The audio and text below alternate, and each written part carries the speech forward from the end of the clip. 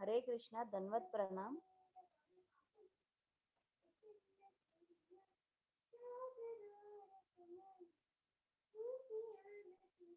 Hare Krishna.